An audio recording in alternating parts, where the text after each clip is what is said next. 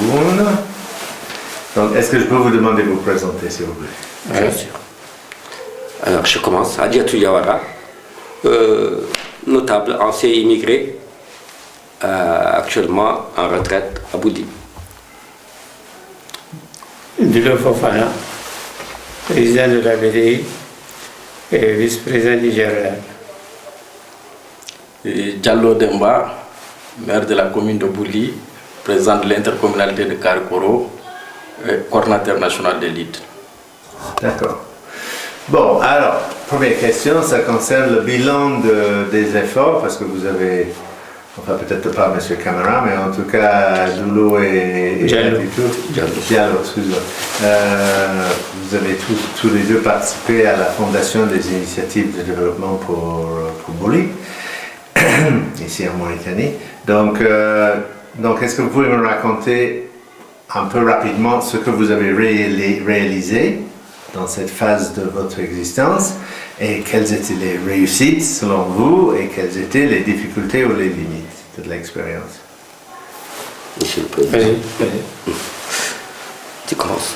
Vas-y. Non. Tu commences par Monsieur le Président, c'est comme ça. Oui, bon. La question, je crois que est très simple mais historiquement difficile. Parce que la BDI a changé au moins 3 fois son nom par rapport au niveau du développement. C'était juste l'association de Bouliens en France. Après, on a eu un autre nom qui est très long. Je ne sais même plus de prononcer. Et le troisième nom, c'est-à-dire, bon, c'était ça qui était devenu intéressant, c'est le mot ABDI, Association Boulien pour le développement et l'insertion. Donc on reviendra après. Qu'est-ce que l'ABDI a fait dans les deux sens, au niveau du développement ici et là-bas. Attends, Doulo. Oui, Doulo, est-ce que tu peux me donner une idée des dates des premières initiatives? Quand est-ce que vous avez commencé tout ça? Quand est-ce que vous avez discuté ensemble et lancé la chose? La création, quand même, c'est en 2006. 2006, hein. De la BDI? La BDI, pas avant. Non, La moi, BDI, je parle, oui, de ce qui précédait. Oui, Bon, les principes, c'est-à-dire, bon, ça a commencé par déjà à la demande du village. Parce que il y avait un vrai problème de santé ici, que le lieu actuel, c'était l'ancien dispensaire. Et que nous, quand on était petits, au niveau soins, on n'avait pas ce problème parce qu'on est rentré un peu dans la colonisation et la fourniture des médicaments ne posait pas un problème. Et depuis l'indépendance, on voyait chaque année, la santé se dégrade et au niveau de la pharmacie, il n'y a plus rien. Donc il y a les jeunes de Bouli qui ont pris cette initiative de dire, bon voilà, il faut qu'on trouve une solution. Cette solution, c'est de dire de cotiser entre eux-mêmes, de trouver au moins quelques médicaments qui peuvent faire soin au niveau du dispensaire de Bouli. Bon, l'idée quand même a commencé par là. Et c'était des années 80, des années 70, c'était quoi? Moi, je suis arrivé ici en 77 et c'est à partir de 77 que les jeunes m'ont proposé ça. À mon retour, en ce moment, ces dinosaures se considéraient comme jeunes. On a fait un groupe, une trentaine de personnes qu'on a adhéré pour cotiser, pour venir aider les jeunes ici pour chercher des médicaments. D'accord. Donc, première idée, dispensaire. Voilà. Et ensuite? Bon, après, au fur et à mesure des actions des jeunes, il y avait l'idée quand même qu'il y a un autre problème qui était venu, c'est la maternité. Parce qu'il y avait pas mal de femmes qui accouchaient, qui restent, ils perdent leur vie. Et à cette époque, on avait un médecin sur place qui est Dr Amirus Traoré, qui avait cette initiative. Et à partir de ça, le village a fait une demande au niveau du village.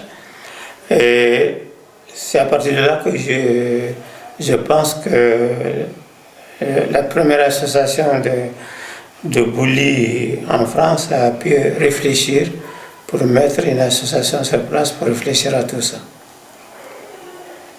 D'accord. Donc, dans cette initiative de la première génération, des gens qui sont maintenant comme vous, comme moi, à la retraite, un peu fatigués, prêts à lever le pied, laisser les jeunes prendre la main, etc. Dans toute cette action que vous avez faite, qui apparemment est beaucoup sur la question de la santé, comment est-ce que vous voyez à la fois les réussites pour le village, mais aussi un peu les limites et les difficultés? Est-ce que c'est... Oui, en ce qui concerne la santé, je crois qu'on a beaucoup travaillé là-dessus, parce que on a commencé par le petit centre, là où on a visité en dernier lieu, cet après-midi, en banco stabilisé. Ça aussi, c'était une idée qui est venue du Mali et qu'on s'est dit, si on fait du mur plein, ça va faire chaud, il n'y a pas d'électricité, donc il n'y a pas de ventilation, donc en banco stabilisé, ça va être frais à l'intérieur. Là, avec l'aide de l'UNICEF, parce qu'il faut des moules un peu spéciales pour faire ça. Je me rappelle, je suis parti à Strasbourg voir l'UNICEF une fois. Une association qui est là, qui me dit, mais comment, s'il n'y a pas de maternité, comment les femmes font? Alors, moi j'ai dit, voilà, une femme qui accouche et que elle n'arrive pas, on le met à charrette, 50 km pour aller à Sidi Babi. Alors, ça a beaucoup étonné les gens, ils ont dit, mais c'est pas possible. La majorité était femmes, au fait. Donc, ils ont dit, c'est pas possible. Donc, du coup, ils ont financé les moules, les machines à moules, pour qu'on puisse construire les briques et faire ce bâtiment. C'est vrai qu'au fur et à mesure, les choses changent. Nous, on avait cette pharmacie villageoise qu'on a, créée par les jeunes d'ici et soutenue par les jeunes de Bouli, en France, jusqu'à 1993. On a fonctionné avec la pharmacie villageoise. 1993, il y a le système de l'UNICEF qui est venu, le système de Bamako, qui ont dit... alors, ils sont venus en disant, bon ben, votre pharmacie ne pourra pas avoir lieu parce que les tarifs ne sont plus les mêmes. Bon, c'est vrai, nous, on prenait les médicaments en France, on les envoyait ici, dans la pharmacie. Alors là, c'est un dépôt pharmaceutique qui est à Sidi Babi, donc toutes les pharmacies de chaque région vont s'alimenter là-bas. Bon, depuis, on travaille avec le système de recouvrement des coûts, qui est le système de l'UNICEF. Bon, c'est vrai que du coup, ça nous a soulagé d'un poids, mais les difficultés restent quand même. Parce que, bon, vous avez vu la pharmacie aujourd'hui. Mais l'effort a été assez considérable. 2005, toujours sur la santé, on a demandé, lors d'un séminaire ici, pendant une semaine, je crois, ou 3 jours, les villages voisinants du Mali sont venus.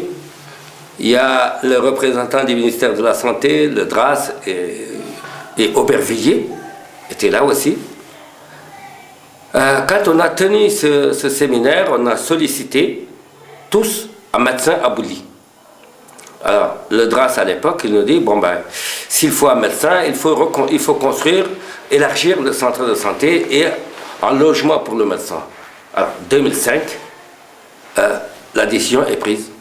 On a construit le premier bâtiment avec un logement du médecin. Ça a duré jusqu'à 2005, 2009, 2010, le premier médecin est arrivé. Donc, Il est resté, je crois, c'est le médecin qui a duré. Il a fait au moins 10 mois, pratiquement 1 an. Et bien après, lui, c'est... Je viens, je pars, je viens, je pars. C'est ce que le médecin disait tout à l'heure. Oui. C'est difficile de rester ici, c'est pas facile. Bon. Mais les efforts continuent quand même. C'est vrai qu'avec les ressortissants en France, ils ont beaucoup donné par rapport au centre de santé. Bon, aujourd'hui, on a des panneaux solaires il y a la lumière, les congélateurs pour les médicaments, les vaccins et autres. Il y a aussi, le centre est équipé d'un ordinateur qui est quand même, je l'ai dit aujourd'hui aux filles, c'est l'association boulienne en France, et avec la coopération d'Aubervilliers, qu'on a pu mettre ça en place. Qu'est-ce qu'il y avait encore? Il y avait aussi l'équipement du centre en elle-même. Par exemple, les lits. Il n'y avait pas un seul lit au centre de santé. Et c'est encore cette même population migrante qui ont fait que ça soit fait. Mais ceci dit, pour nous, il y a un côté positif parce que les premiers soins sont faits ici. Beaucoup de soins sont faits ici, sauf en cas de nécessité. On les oriente sur la capitale régionale qui est Sélibapi. Ok, donc vous avez beaucoup investi sur la question de la santé, mais quand même dans le village, dans l'histoire du village, je crois qu'il y a aussi des investissements sur l'école, il y a aussi des investissements sur la question de l'eau. Est-ce que vous pouvez me raconter comment ça s'est passé? Est-ce que ça c'est la même association ou c'est une autre association qui a lancé sur ces nouveaux terrains? C'est la même association, mais c'est avant de venir sur ce point, je crois quand même au niveau de la santé, Adjetou l'a bien dit par rapport aux ressortissants des migrants de Boulier en France, ils ont beaucoup fait parce que les 2 bâtiments que vous voyez, c'est les migrants qui ont cotisé. Ouais. Il n'y a de sauf le centre de santé en dernier temps, avec la coopération Aubervilliers-Bouly, qui ont participé à la construction. Sinon, tout le reste, c'est les cotisations des migrants. Et ça, c'est très très important de le dire. Bon, les autres, je crois quand même on a eu quand même un projet qui a duré à peu près une dizaine d'années. On avait au moins 4 salariés. C'était l'aménagement de terroir avec le CCFD qui nous a beaucoup soutenus dans ce sens. Ici en Mauritanie ou en France? Oui, en France. CCFD en France, c'est eux qui nous ont soutenus au fait. D'accord, ok. Voilà, financièrement. Tout ce qui est comme matériel, c'est eux qui prennent en charge. La main-d'œuvre, c'est les villageois qui font la main-d'œuvre. Donc là, on a fait beaucoup d'aménagements. Et ce qui était plus urgent, c'est l'eau potable. Parce qu'à cette époque, les personnes que, je ne sais pas si tu as fait constat qu'au cours de la route, il y a des petits hameaux qui s'installent pendant l'hivernage. Moi, quand j'étais petit, c'était des petites rizières là. Là, bravo le verre de Guinée. Une fois que tu consommes ça, pendant toute la période de pluie, c'est des verres de Guinée. Et la première demande au niveau de ces hameaux, c'était ça, il faut creuser des puits.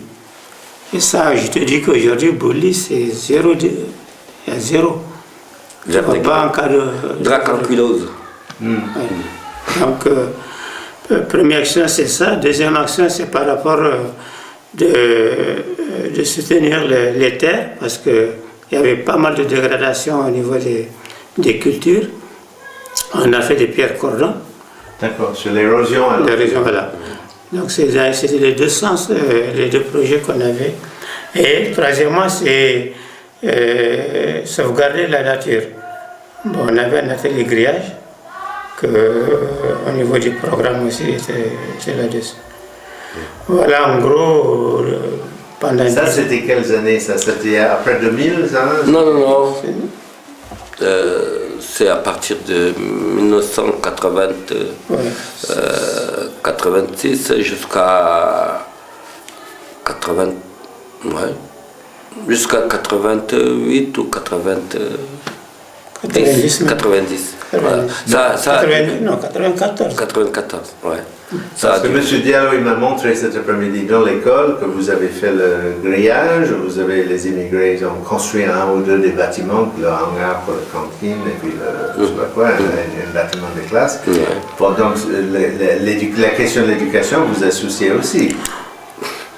Michael, cela va sans dire. L'école de Bouli, si ce n'est pas le premier après Silibabi, je crois qu'il n'y a pas. Sauf Dafor, je ne sais pas. Bon, il y a Silibabi, Bouli, Dafor. C'était les premières écoles dans la région du Guidimaka. Donc, ouais, ces vieux bâtiments, on a tous passé dedans. Ils étaient construits par les colons, on a tous fait l'école dans ces bâtiments pendant la colonisation. Bien, après, bon, ben, il faut que la population elle-même s'investisse dedans. Le village s'est mobilisé parce que les classes ne suffisent plus. Ils ont construit en banco deux bâtiments derrière. Mais malheureusement, c'est en banco, quand l'hivernage arrive, s'il n'y a pas de surveillance, ça se casse. Mais après l'hivernage, tout le monde se relance encore là-dessus pour essayer de réparer ça. Bien, mais c'est pas ça qui va régler le problème de l'éducation, parce que l'éducation, c'est un établissement assez complexe, parce que on dépend, on est dans une commune aujourd'hui, on dépend du département de Houlanger, on dépend de l'éducation nationale à Selibabi, le Dren. Alors, je dirais que notre gros souci actuellement, c'est que les classes sont débordées. Il n'y a pas de table. Les tables, c'est 5 enfants par table. Et la plupart de ces tables sont bancales. Voilà, ça ne va pas. Alors, il y a plus de monde encore, plus d'enfants. Alors, notre souci est de dire, cette école ne suffit plus pour tout le village de Bouli. Il faut une deuxième école. Il a fallu faire une demande officielle avec la commune pour qu'une deuxième école soit construite de l'autre côté. Quand vous partez au match de foot, non, vous ne passez pas par le même chemin. Oui, l'autre côté du Marigot, quoi. Oui. Donc, il y a le collège, il y a l'éducation primaire aussi à côté, qui est en construction. Mais, les 2 premières classes sont terminées, 3 classes sont terminées, il reste encore 2 qui ne sont pas encore achevées. Bon, on pense que tous les jeunes qui sont de l'autre côté peuvent apprendre là-bas. Ça leur fait moins de trajet parce que quand ils quittent Bouli 4 pour venir ici, c'est difficile pour un enfant de 6-7 ans. Okay. Voilà. D'accord. Donc, je vais me tourner vers M. le maire, rapidement, parce que si j'écoute la parole des vieux, Oui. j'ai l'impression de toute une succession de réussites. C'est-à-dire, on a réussi à améliorer la santé, on a réussi à conjuguer le verre de Guinée, on a réussi à introduire l'eau potable, on a réussi à construire une école qui soit accessible à tous. Mais bon, est-ce qu'il n'y a pas eu des limites aussi ou des problèmes dans l'exercice de tous ces investissements, parce que là on est en train de parler de centaines de milliers d'euros. Hein. Je pense que les sommes qui ont été brassées par ces différents investissements sont assez importantes. Quel bilan aujourd'hui est-ce qu'on peut tirer de cet effort, en positif mais aussi peut-être en négatif? Bon, ce que j'ai à dire en résumé, je ne peux dire que c'est une grande réussite dans le côté positif. Parce que tout développement qu'aujourd'hui la commune de Bouli ou le village de Bouli bénéficie, on a hérité ça de nos aînés, qui sont ceux qui sont là aujourd'hui, qui ont créé ABDI jusqu'à ces niveaux.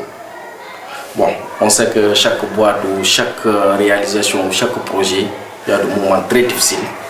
D'ailleurs, avec les migrants, comme vous venez de dire, c'est des centaines de milliers d'euros. Donc pour rassembler tout ça, donc pour moi c'est une grande réussite. Côté éducation, côté, comment dirais-je, même agriculture et la santé. La santé, quand on parle de la santé, il y a l'eau, il y a l'hygiène, et ainsi de suite. Donc, en grosso modo, comme j'ai dit tout le temps, tout ce qu'on est en train de faire, on a hérité ça de nos aînés. Ils ont commencé le développement, ils nous ont mis sur le chemin, mais à un moment donné, il y aura quand même des limites parce que, comme les virades et tout, souvent ils sont dépassés. Souvent, ils sont dépassés. Ça ne veut pas dire qu'ils sont négatifs. Ça ne veut pas dire que c'est le côté négatif. Mais chaque période correspond à une génération très bien déterminée pour bien gérer la situation. Mais comme vous voyez aujourd'hui ce centre de santé, que d'ailleurs ce soir je n'ai pas manqué à vous le dire, que ce centre de santé, l'État, si ce n'est pas le personnel, même ça, une partie du personnel est prise en charge jusqu'à présent par les migrants. Donc si ce n'est pas le personnel, l'État a fourni d'ailleurs, la commune prend quelques accoucheuses en charge, le reste, dès la construction jusqu'au fonctionnement, au bon fonctionnement d'ailleurs aujourd'hui, tout c'est grâce à l'immigration, aux migrants, d'ailleurs de ressortissants bouliens, de deux générations. Il y a une génération qui est en train de partir comme les adultes qui sont là, mais aujourd'hui même jusqu'à présent il est président du comité de santé. Ce qui veut dire jusqu'à présent il contribue au bon déroulement de nos activités. Donc je ne peux dire que c'est très positif. Côté éducation c'est pareil. D'ailleurs si vous constatez, à un moment donné il y avait même une cantine scolaire à Oulinger, Bouli dépend du département de Oulinger.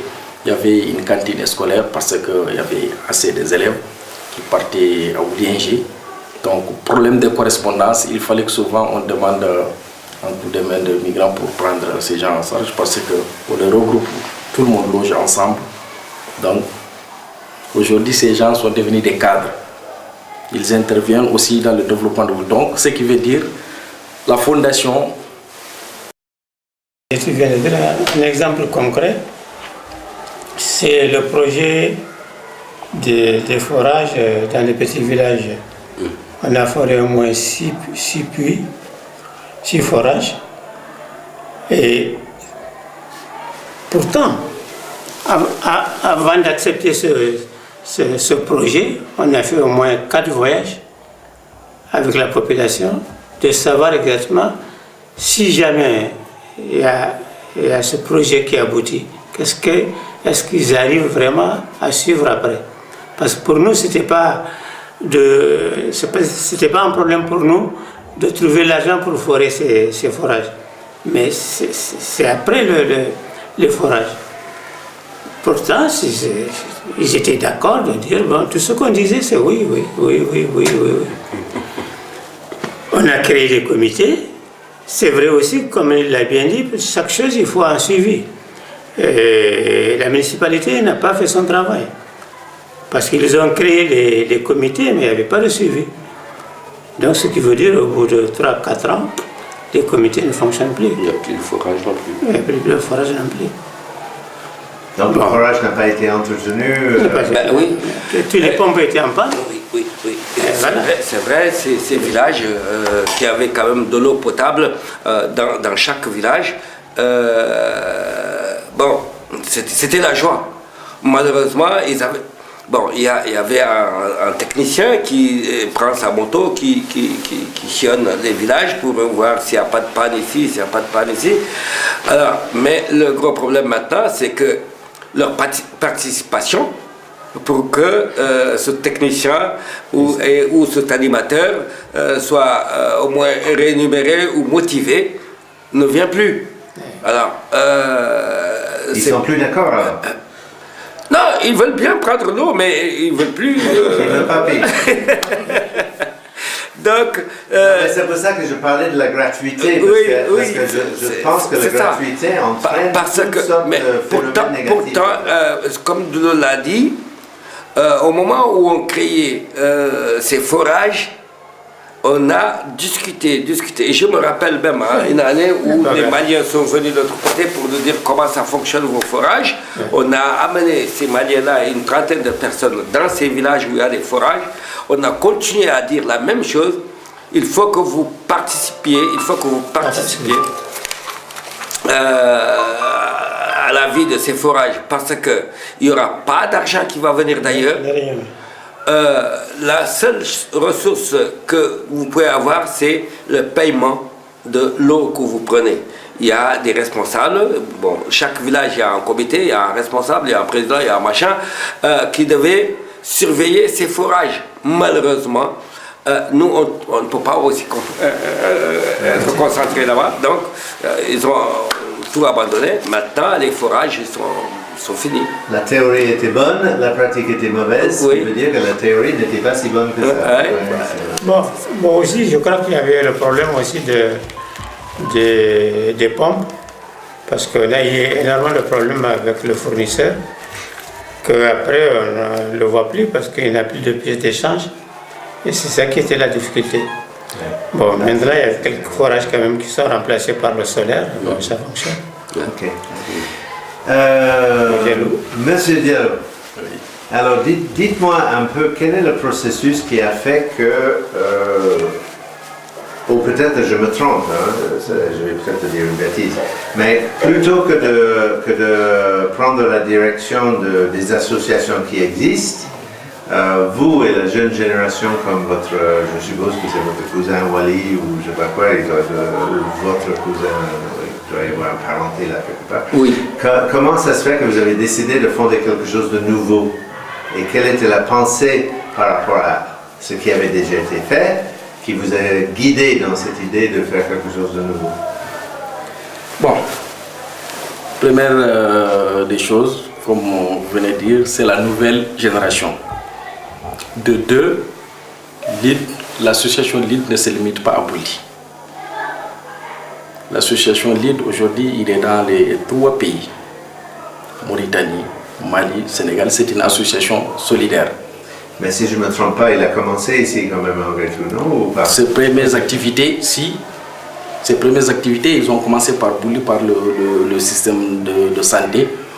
Aujourd'hui, LEAD, c'est-à-dire nous, il y a sûrement une différence entre nous et les aînés. Ça ne veut pas dire, comme je le dis tout le temps, ça ne veut pas dire que c'est quelque chose de négatif. Aujourd'hui, vous voyez tellement que on responsabilise souvent l'État, les structures tutelles. Aujourd'hui, quand on veut investir dans le domaine de l'agriculture, on est en contact avec la direction concernée. Prenons les cas. Du moment que les migrants prenaient des décisions pour construire ou pour forer un puits, peut-être l'État n'a jamais mis en sous. Aujourd'hui, nous, on veut s'investir dans l'hydraulique. On discute d'abord avec le tutelle, le ministère hydraulique. Est-ce que vous avez des projets? Oui, on a des projets. On fait des études, des enquêtes.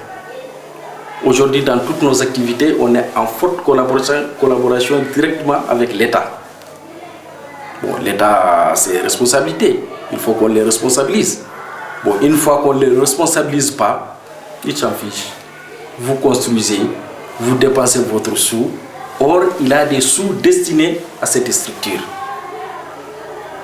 Donc, il y a cette différence. Il y a une autre différence, la jeunesse. Aujourd'hui, la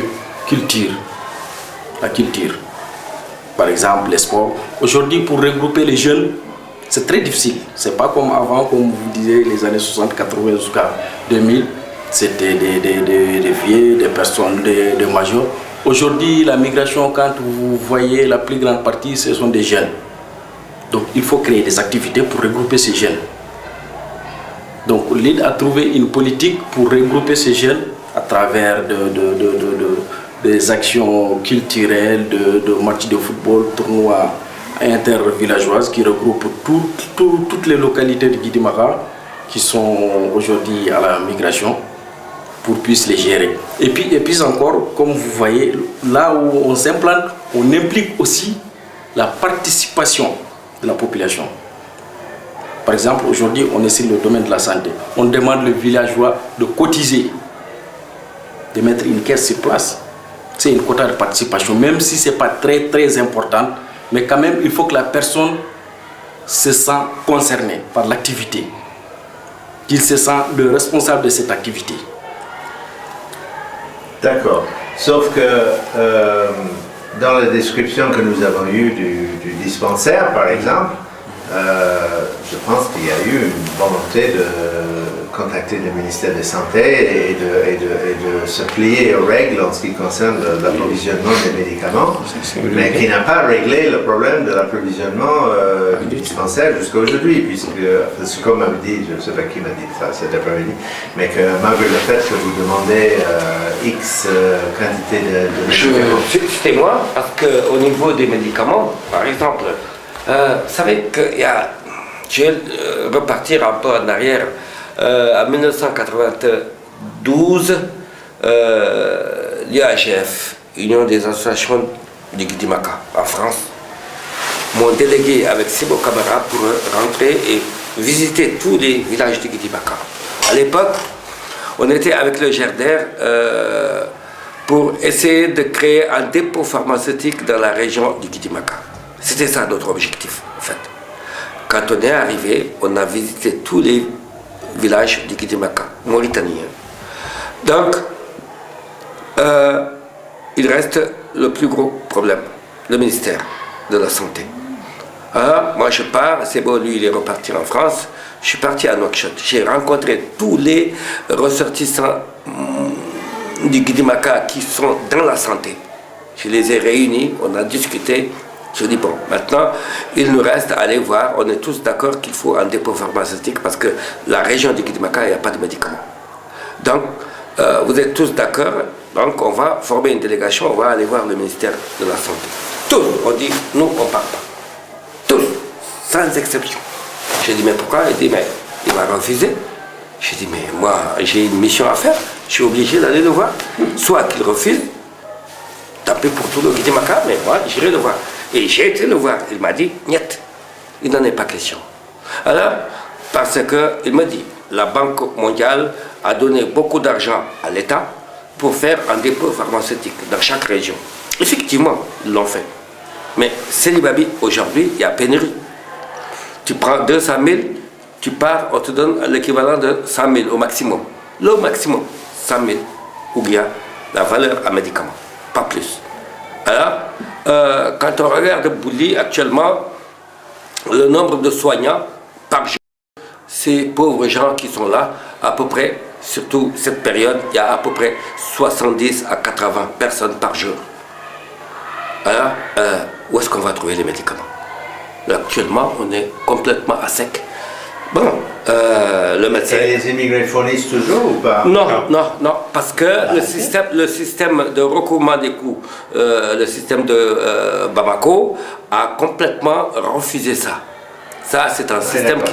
Même au niveau des dons, vous n'avez pas le droit de faire des dons en médicaments à la pharmacie? Non, tu ne peux pas. Bon, ils peuvent venir, bon, mais ça, c'est sans que l'État... Bon, voilà. En tout cas... Non, mais je prenais cet exemple-là, mais je pense que vous-même, vous m'avez parlé du fait que l'équipement du centre de santé n'était pas complètement au point et que l'État devait faire plus qu'il ne le fait. Si. Et que vous avez du mal à le faire assumer ses responsabilités. Dans certains points, il faut aller très loin. Aujourd'hui, si je vous dis qu'aujourd'hui, nous, on a décroché avec 80 millions d'ouïas avec l'État mauritanien sur l'agriculture, vous n'allez pas le croire. Si je vous dis que les infirmiers, que l'ID les amène en France, leur billet est pris en charge par l'État mauritanien.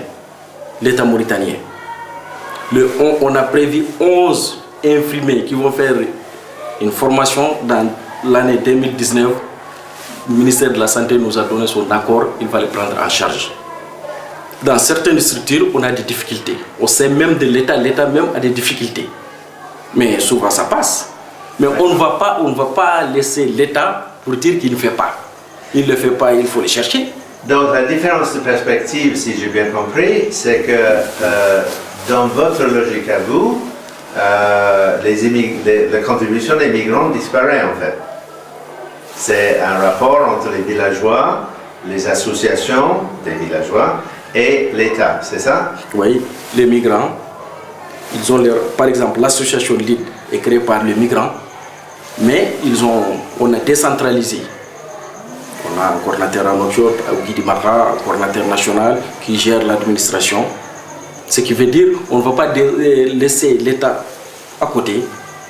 Tout dossier qui concerne l'État, peut-être avec des difficultés, mais on va essayer de percer par A ou B, parce que c'est quand même un droit qu'on doit demander, la contribution de l'État. On est en train d'organiser un forum entre les élus. On a soumis ça au ministère de l'Intérieur, il voit ça dans bon nez pour prendre quand même les élus leur billet aller-retour en charge. Donc la différence c'était quoi? Pour moi, la différence c'est quoi? Pour eux auparavant, peut-être l'État avait des difficultés ou peut-être ils ont déresponsabilisé l'État. Nous, on responsabilise l'État. On les met à la première position du rang. On se met derrière. On lui fait un coup de pouce. D'accord. Et l'avenir de l'ABDI, parce que vous avez, j'ai vu l'ULGF a une nouvelle direction, il y a Makan Camara qui est maintenant le président. Je crois bien que Boubou Diawara fait partie du bureau aussi du niveau de l'ULGF. Est-ce que vous avez l'impression quand même que les associations fondées par les immigrés vont continuer à jouer un rôle? Moi, je ne vois pas comment ces associations migrants peuvent disparaître comme ça. Parce que c'est bien bon d'entendre M. le maire dire des choses comme ça. Mais je pense quand même au niveau de l'État, je n'ai pas vu une association de développement migrant qui a fait une action qui n'est pas partenaire de l'État. Ça, je ne l'ai jamais vu. Les 44 villages que j'ai vus, ils n'ont jamais construit un dispensaire, une école, sans l'investissement de l'État. L'investissement ou l'autorisation? Autorisation et même l'investissement. Parce que le personnel, quand même, c'est important. Oui. Au Mali, on a ces cas. C'est les migrants qui payent leur personnel. Oui, c'est vrai. Bon, donc, c'est des choses qu'il ne faut pas oublier. Mais moi, je crois que chaque action a sa politique. Si l'île travaille comme ça aujourd'hui, qu'il a pu trouver de l'argent avec l'État, mais je le rappelle quand même, la construction des centres de santé, combien d'années on est resté sans avoir ni une ambulance, ni un médecin? Si Abéry n'avait pas fait cette politique, moi en personnel, c'est la délégation du président en France qu'on est allé le voir. On a pu opter Premier lieu, le médecin. Le médecin et l'ambulance. Et cette ambulance aujourd'hui, voilà. Moi, je ne sais même pas comment il est, parce que depuis quelques mois, il est à Nouakchott. Il n'y a plus d'ambulance à Boli. Donc ça, c'est des choses quand même que je crois qu'il faut beaucoup réfléchir quand on met une action par rapport au terrain. On ne peut pas gagner tous les terrains, ça c'est clair. On fait des demandes de l'autre côté. Les formations des infirmiers, ok, moi je veux bien. Mais pour moi c'est négatif. C'est négatif parce que il n'y a jamais quelqu'un de la région, du village même, qui est concerné avec ces formations. Nous on l'a fait. Ce n'est pas une critique que j'ai fait. J'ai fait à l'île, moi-même je l'ai fait. Abéry a envoyé un infirmier en France pour former. Mais au bout de 3 mois, il est parti. Donc ça, c'est des choses quand même, je crois qu'il faut beaucoup de réflexion par rapport à ça. Bon. Voilà. Le problème de la stabilité. Je vais donner un peu des éclaircissements dont ce que j'ai évoqué, la première vague des infirmiers. dont il y a un ressortissant boulien qui est à Rabou. Nous, on a pensé à ça. D'ailleurs, j'ai évoqué l'intégration des jeunes filles dans les écoles de santé pour les former, sortir en sage-femme, c'est pour éviter la pénurie du personnel, pour les fixer. Tu prends une fille à Boulier, une boulienne qui est mariée, tu l'as formée avec la convention de l'État, que celle-là, juste sa sortie, elle sera affectée à Boulier. Elle est déjà native de la région, ensuite Boulier. Nous, on a pensé à ça. D'ailleurs, c'est pour cela, l'année passée, on avait 3 sages-femmes qui sont à l'école de santé. On a fait convention avec le ministère de la Santé qui nous a permis à amener des filles. Parce qu'en général, l'école de santé, quand tu veux faire la formation en privé, tu payes 700 000 dans les 2 ans. Mais nous, on a pu quand même signer une convention avec 3 écoles de santé en Mauritanie. Selibabi, Kifa et Nema. Donc on a 3 sages-femmes qui sortent cette année. Il y a une d'Agoïnit, qui est de la région, une d'Ajar et une de Wompu. On est en train de préparer 8 autres filles pour les former. C'est des sages-femmes qui sont ressortissantes aussi de la région. Pour éviter l'erreur que vous venez de dire. Donc nous aussi, on ne peut pas réussir à 100%. Tout le temps, il y a des trucs. Mais en tout cas, Vous pensez qu'il y a plus de chances qu'ils restent dans la région, parce que, voilà. Parce que le problème après, c'est l'attrait de la grande ville. Oui, oui. Bon, je crois que dans ce sens-là, personne ne peut avoir une assurance là-dessus. Hein, parce que c'est des fonctionnaires, et une fois qu'ils sont sortis de leur école, ils deviennent des fonctionnaires, et les fonctionnaires, ils sont sous la roulette de l'État. Hein. Bon, il y a des conventions, mais on peut aussi balancer la convention et partir. Bon, c'est vrai que nous, on avait, quand on a envoyé cet infirmier en France, bon, on pensait que, sincèrement, ça pourrait être bénéfique pour la population, mais ce n'était pas un bouillon. Voilà. Voilà. Quand sa formation est terminée, il est revenu au bout de quelques temps. Bon, il y a eu un médecin. Voilà, leur difficulté, c'était ça. À même moment, il y a eu un médecin. Et lui, il a fait sa formation là-bas, il est venu, tac, on lui balance un médecin sur sa tête, et il n'a pas voulu accepter ça. Bon, et nous, notre souhait, c'est d'avoir un médecin. Donc, on ne peut pas soutenir un infirmier qui dit il faut dégager le médecin pour que moi je reste en tant qu'infirmier. Bon, même s'il a l'expérience, mais un médecin, c'est quand même un médecin. Bon, voilà. Je pense que par rapport à l'ID, je l'ai toujours dit à Wali, trouvez-nous une boulienne.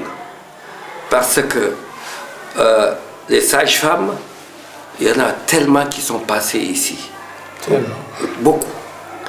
Mais la seule qui a resté un bon moment, c'était Tako. Voilà.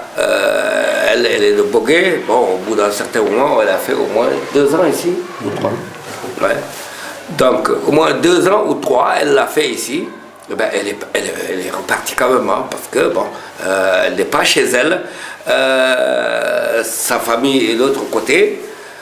Bon, du coup, elle a foutu le camp, elle aussi. Alors, maintenant, on a une autre sage-femme, vous l'avez vu, je crois que je l'ai dit. Bon, espérons qu'elle aussi, elle fera un bon bout de temps, mais on sait qu'elle ne va pas rester. C'est comme le médecin. Le médecin qui est là, nous, on sait. Bon, il nous dit, n'ayez crainte, je vais rester. Mais nous, on sait, il ne va pas rester. Parce que ce qu'il gagne dans les grandes villes, il ne peut pas le gagner ici. La manière dont il vit. Mais ils sont engagés pour. Si leur formation a été payée par l'État, ils sont engagés pour un certain temps, non? Non, c'est des fonctionnaires qui sont engagés par l'État. C'est l'État qui assure tout. C'est des salariés de l'État. Donc, on leur dit, bon, vous êtes affectés à tel endroit. Ils partent. Bon, mais pour essayer de ne pas rester, ils viennent une semaine, ils partent pendant 1 mois, ils ne viennent pas. quand les réclamations se font jusqu'à la direction, si vous ne partez pas, on coupe votre salaire. Alors, il revient, il fait acte de présence. C'est ce que l'un des médecins m'a dit. Je fais acte de présence et après je repars. Alors, nous, ça ne nous sert pas. Oui, Voilà. Donc, c'est ce qu'il faut éviter. Moi, ce que je dis, ce qu'il faut éviter, c'est toujours miser sur les natifs d'ailleurs. Moi, je pense que si on a des jeunes bouliens qui sont capables qui sont infirmiers ou qui sont accoucheuses ou sages-femmes, c'est mieux de renforcer leurs compétences et de les ramener ici. Parce que sans cela, eh bien, le centre de santé que je dis, et il y aura toujours des va-et-vient, il y aura toujours une lacune là-dedans. Voilà. Ok. On va pas peut-être, je vais peut-être résumer et finir, mais j'aimerais bien que chacun de vous vous prononcez sur la manière que le travail qui a été fait, école, santé, aménagement du territoire, eau potable, enfin tout l'ensemble de cet effort, a pu jouer sur la manière dont les jeunes imaginent leur avenir. Parce que quand même, une des idées qui circulait dans l'immigration en France, c'est qu'on va faire ça, l'idée c'est de mettre un arrêt à l'immigration, de faire en sorte que les jeunes puissent s'installer et gagner leur vie du village. J'aimerais bien que chacun d'entre vous dites votre pensée là-dessus aujourd'hui. Est-ce que en partie c'est réalisé? Est-ce que c'est quand même illusoire? Est-ce que les jeunes, quand ils voient leur avenir, je parle des jeunes qui sont encore sur les bancs de l'école, de 10-15 ans, est-ce que vous pensez que l'attraction de l'étranger est toujours aussi forte, ou est-ce qu'il y a des perspectives en Mauritanie et dans la région qui font que peut-être ils ne vont pas émigrer? Je ne sais pas qui veut parler de ça. Moi, je ne crois pas du tout. T'es pessimiste, quoi. Je ne crois pas du tout parce que là, on voit la situation. Ouais. Si c'est encore ça s'améliore, mais ça aggrave. Ces dernièrement, aussi à Boli, combien de personnes j'ai appris qui sont péries dans la mer. Et là, ça me fait travailler encore. Combien de jeunes on a perdu? Et si aujourd'hui, quand on entend les discours des jeunes, des fois, c'est ça qui m'étonne, parce que nous, au moins, au départ, c'est vrai, l'immigration, c'est nous qui l'ont développée, mais actuellement, les personnes qui partent aujourd'hui en immigration, moi, je crois que c'est ces jeunes qui les financent. Hein. C'est les jeunes qui les financent. Ils sont en France. Eh oui. Et là, je crois que l'île, vous avez vraiment un travail important de faire de ce travail. En tout cas, nous, l'IAGF, on a toujours cette campagne. Mais, comme d'habitude, toute génération a sa façon de voir comme ils sont. Vous êtes plus proches que nous, comme aujourd'hui on est proches avec les jeunes. Au niveau des débats, quand même, je crois que c'est un débat glacial pour moi aujourd'hui. Moi, je ne peux pas concevoir aujourd'hui quand un jeune de Kirimaka soit péri à la mer. Ça, c'est je sais pas comment on trouvera cette solution, mais de dire aujourd'hui qu'on fera des emplois, c'est ça qui va arrêter l'immigration, ça je crois pas. Oui, c'est vrai que c'est dommage qu'on soit aussi pessimiste, oui. Mais la réalité est là. La réalité est là. Parce que quand tu discutes avec les jeunes, pour eux, c'est partir. Oui. Maintenant, il faut réfléchir pour ceux qui sont encore sur les bancs, c'est ce que tu disais, 10, 11 ans, quel avenir ils ont. Voilà, tout le problème est là. Alors, qu'est-ce qu'il faut faire pour que cette génération qui est dans l'école aujourd'hui ne foute pas le camp aussi de dire je vais en Europe, je vais en Amérique, je vais en Afrique centrale. Et dans tous ces endroits-là, ça ne va pas. Mais que faire? Que faire? Le problème maintenant, c'est de se poser la question, que faire pour que cette jeune génération n'imbriquent pas ça dans leur tête de dire il faut que l'immigration, il faut que j'aille à l'immigration. Et je dis que, l'a dit, ces derniers temps, depuis que l'immigration a commencé, c'est la deuxième fois à Bouli, 2 garçons qui sont décédés dans la mer. Et ça fait mal.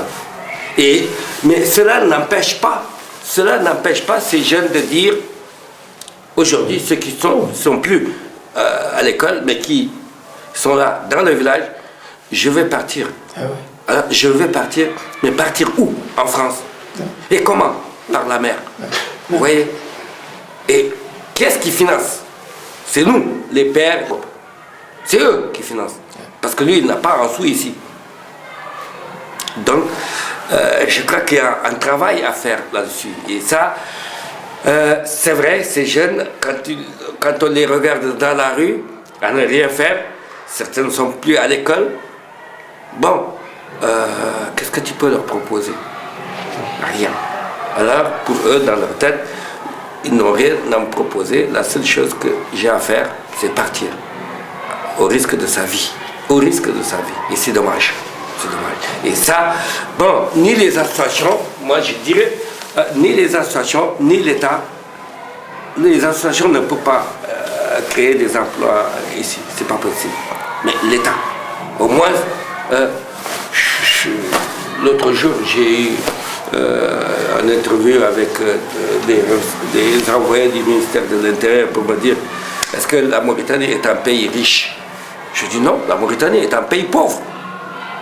Ils m'ont dit non, c'est un pays riche. Je dis nous, on ne connaît pas.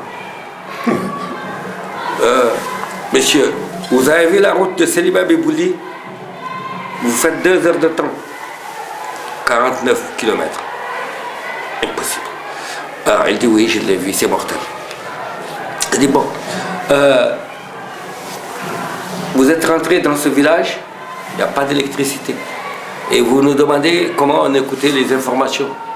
Par téléphone, oui, moi j'ai mon téléphone, j'appelle quelqu'un en chat, il me donne des informations. Mais il n'y a pas de radio, il n'y a pas de télé, il n'y a rien. Alors, avec tout ça, on voit que l'État est là, il est conscient, il le sait. Ça s'est dit pendant des réunions, ça se répète, mais l'État là-dessus, bon, est-ce qu'il n'a pas les moyens ou bien c'est nous qui n'avons pas fait notre travail pour lui dire on veut des emplois, on veut des emplois. J'en sais rien, mais il reste beaucoup à faire. Beaucoup à faire. En ce qui concerne l'immigration, c'est d'ordre mondial. Hein. C'est tout le monde qui crie stop à l'immigration. Mais je pense que même si on trouvera des solutions, ça sera à long terme. Parce que c'est comme un changement de comportement. Une personne qui pense qu'il ne peut que réussir dans l'immigration, pour convaincre cette personne, ça sera à long terme. Avec des outils vraiment, et puis avec quelque chose. Bon, quand tu dis à une personne de l'essayer, il faut lui proposer. Aujourd'hui, on peut dénombrer combien les enfants qui sont dans la rue aujourd'hui, qui n'apprennent pas. Depuis à l'âge de 10 ans, 12 ans, qu'est-ce que vous venez que ces jeunes deviennent? Peut-être pas emploi, mais quand même des formations professionnelles. Quand même être son propre patron, être un ouvrier. Moi, je vois que pour les faire décourager, la vague qui est partie, et ils sont partis, ils sont dans des difficultés. Pas mal de personnes qui veulent aujourd'hui revenir, mais trop tard. On t'a donné 1 million et quelques, tu es parti, tu ne peux pas revenir pour dire que ça ne va pas là-bas. Mais avec le temps, parce que dans le temps, par exemple, ces doyens qui sont là, une seule personne peut prendre toute une famille en charge. Aujourd'hui, on voit 10 migrants dans une famille, ils ne peuvent pas prendre en charge, ce qui veut dire qu'il y a des difficultés qui sont là. Bon, au fur et à mesure, si les gens, ça ne sera pas des sensibilisations individuelles, ça sera collectif avec des outils et proposer quelque chose. Cette chose, c'est quoi? Moi, en tout cas, on ne peut pas fournir quand même l'emploi à tout le monde, mais quand même chercher à ce que les jeunes puissent bénéficier quand même de formations professionnelles. Oui. Bon, en tout cas, c'est comme ça que moi j'ai pensé. Je me souviens, et Doulo certainement tu te souviens aussi, qu'un des arguments qui était par exemple, le mode du banco stabilisé, avec Djamadjigi au Mali, et avec vous, un des arguments mis en avant, c'est une technique relativement simple qui est assez facile à maîtriser, et deux, ça va donner du boulot aux jeunes, parce qu'il y aura une demande pour ce type de construction qui va aller en augmentant.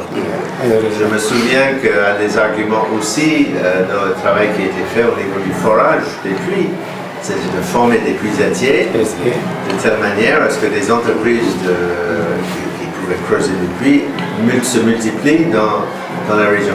Pourquoi ça n'a pas marché? Pourquoi il y a eu des difficultés pour que ça donne quelque chose qui effectivement crée de l'emploi? C'était quand même un peu une des ambitions. Mais créer une entreprise, c'est pas facile. Hein? Moi, j'ai cette expérience quand j'étais responsable du programme Mali au niveau de la construction avec la fondation de la BPR. On a formé des brigadiers, on a formé des électriciens en GIE solaire. Mais moi, mon souci dès au départ, c'est ça que j'avais dit. J'ai dit, pour créer, c'est simple. Mais après, qu'est-ce qu'il faut faire? Et j'ai mis en garde la fondation de la BPR de dire, attention, vous créez ces entreprises. S'il n'y a pas déjà au départ un fonds qui les soutient, ils vont disparaître le lendemain que le projet n'existe plus. Et là, aujourd'hui, je dis que les brigadiers ont disparu parce qu'ils n'ont pas trouvé de fonds. Mais le GIE solaire aujourd'hui, tout ce qui est comme installation solaire au niveau de la région de Caille, ça marche. Donc moi, je crois que c'est des choses, quand tu mets quelque chose en place, c'est après. Après, qu'est-ce que tu fais avec ces jeunes? Parce qu'eux, ils n'ont rien. Tu les formes, tu dis voilà, il faut être électricien. Mais après électricien, bon, s'il n'a pas un emploi, qu'est-ce qu'il va faire? Il va partir. Est-ce que c'est pour ça que le GRDR met plus l'accent aujourd'hui sur ce qu'ils appellent l'entrepreneuriat, la gestion? Exact. Parce que ça, on n'arrivera jamais. Là, le GRDR, on a eu les mêmes problèmes avec les jets de retour pour faire l'agriculture. Au départ, c'est vrai, il y avait un suivi, mais après, c'était un abandon total. Et puis aussi la gestion du capital. Du capital, c'est ça. Si le capital part dans les médicaments pour la maman. Eh oui. Vous savez, Michael, quand on investit, bon, moi je pense à ce que Demba disait tout à l'heure. On t'a donné 1 million d'oublias pour aller en France, tu arrives là-bas, il faut le rembourser. Bon, même la majorité ne rembourse pas. Ceci dit, ouais, je pense que c'est que la jeunesse, bon, est-ce que c'est nous qui l'aurons bousculé, il faut y aller, mais ouais, je pense qu'avec, ce n'est pas 1 million, c'est plus d'1 million d'ouguias, à peu près dans les 2 millions d'ouguias. Alors moi je dis, si je veux investir 2 millions d'ouguias à un enfant, j'aurais souhaité que cet enfant, soit il apprenne un métier et que je lui donne un fonds de roulement pour qu'il puisse faire le travail qu'il souhaite faire. Mais ils n'accepteront pas. C'est très difficile. La majorité n'accepteront pas. Ouais, mais moi, le chemin était ouvert. Bon, c'est vrai que l'immigration a, dans le milieu soninké en tout cas, c'est trop ancré dans notre tête. Alors, ton propre fils, quand tu dis, tu vois ici, c'est la mort, alors la réponse est catégorique. On ne meurt pas avant son jour. Vous voyez? Quand tu leur dis, il y a le danger à la mer, ils disent, oui, c'est vrai, mais il y a des gens qui passent quand même. Oui, parce que leur destin n'est pas encore venu pour mourir. Alors, comment tu vas convaincre ces jeunes-là? Soit tu dis, non, je ne donne pas d'argent. Si tu veux travailler, je te donne de l'argent, tu investis ici. Mais ils n'acceptent pas non. Oui, mais Michael, il y a une question que j'avais pensé que c'est valable. C'est par rapport à la politique européenne aujourd'hui. Parce que là, moi, je vois comment l'Europe a pu penser de dire qu'on va mettre des barrages, que des frontières, que l'immigré ne passera plus. Cette question, je n'avais pas su que tu voulais la poser. Je n'avais pas l'idée de poser cette question-là parce que ce qui m'intéressait, c'était le développement des associations. Oui. Et le développement, le changement d'idées au niveau de la direction et de la politique menée par ces associations. La politique de l'Europe, tu sais, à Toulouse, on est nombreux à vouloir combattre et la changer, et on a beaucoup de mal. On vient de faire une manifestation qui n'était pas trop mal réussie le 18 décembre, mais c'est la première manifestation en 10 ans où on était plus que 5000 personnes pour les histoires de droit et d'antiracisme. En tout cas, Michael, j'ai dit, nous, notre génération est fatiguée, il faut le dire. Le travail que nous avons fait, côté positif ou négatif, la deuxième génération qui sont là, c'est à eux de voir maintenant. Attention, eux ils ont fait ça, il y a eu un échec. Je crois que c'est toujours bon quand il y a quelqu'un qui a fait quelque chose avant. Tu calcules, il l'a fait de telle manière, ça a réussi. Tirer le bilan. Voilà, je tire les avantages dedans. Alors, il a fait ça, il a mal fait. Alors, comment je vais pouvoir le faire que ce soit positif? Je crois que cette jeune génération actuellement, s'il arrive à bien regrouper tout ça et analyser, ils trouveront un filon qui est assez important.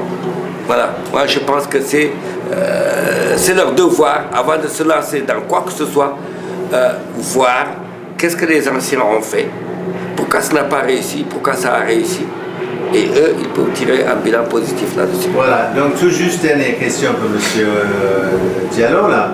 Vous avez parlé, je crois, profondément avec raison, qu'il faut investir les domaines de la culture et le sport, mais est-ce que précisément sur cette question de l'immigration, les risques, est-ce que vous ne pensez pas qu'il y a un gros travail de sensibilisation à faire, parce qu'il y a des films qui existent maintenant, il y a des films de fiction, il y a des documentaires, il y a toutes sortes de supports qui montrent jusqu'à quel point c'est un gaspillage de vie et c'est une attraction complètement mortifère.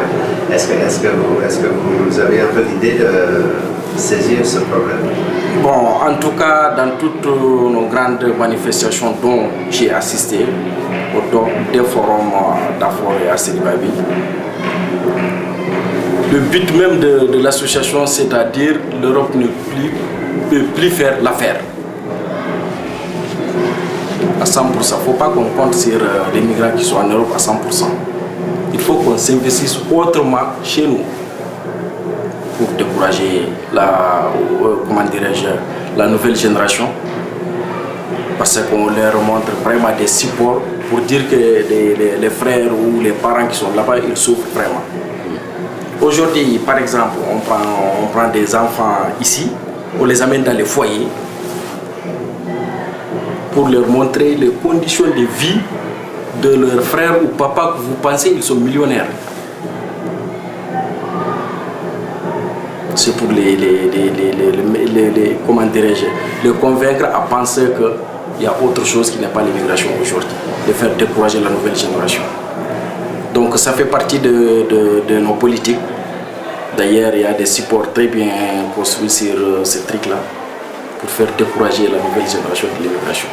Oui. Ceux qui sont là-bas, peut-être ils sont là-bas, il n'y aura plus une solution de les tirer, mais ceux qui sont là quand même, je sais que c'est en long terme. Il faut, pour changer le comportement, il faut travailler là-dessus, discussion. Bon, aujourd'hui, presque, ils ne sont pas convaincus parce qu'on n'a pas quelque chose aussi à proposer à 100%. Bon, si tu dis laisse, il faut proposer comme Je dis ça toujours, Inch'Allah. Bon. Comme un penseur qui dit, si tu veux faire quelque chose pour moi, tu le fais sans moi, donc tu ne l'as pas fait pour moi. Donc on veut toujours, quand on veut faire quelque chose, il faut que les jeunes s'intéressent. On a dépassé le problème des sages-femmes, on est en train de faire un truc avec les infirmiers, les jeunes brevetés qui sont là, qui chantent. Est-ce qu'il y a possibilité de les intégrer dans les écoles de santé pour qu'ils sortent quand même infirmiers?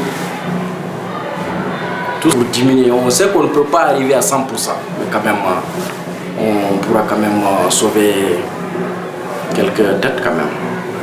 Bon, en tout cas, moi, je vous encourage vivement à faire tout ce que vous pouvez faire pour que cette discussion ait lieu dans les écoles, avec les jeunes qui sont dans les écoles, dès les premières années. Parce que c'est déjà à partir de ce moment-là. Et je ne sais pas, mais c'est aussi une idée, c'est d'essayer de décourager la publicité qui est donnée par les migrants qui reviennent avec les gros bassins, les caisses pleines de cadeaux. Ça aussi, c'est une très mauvaise publicité.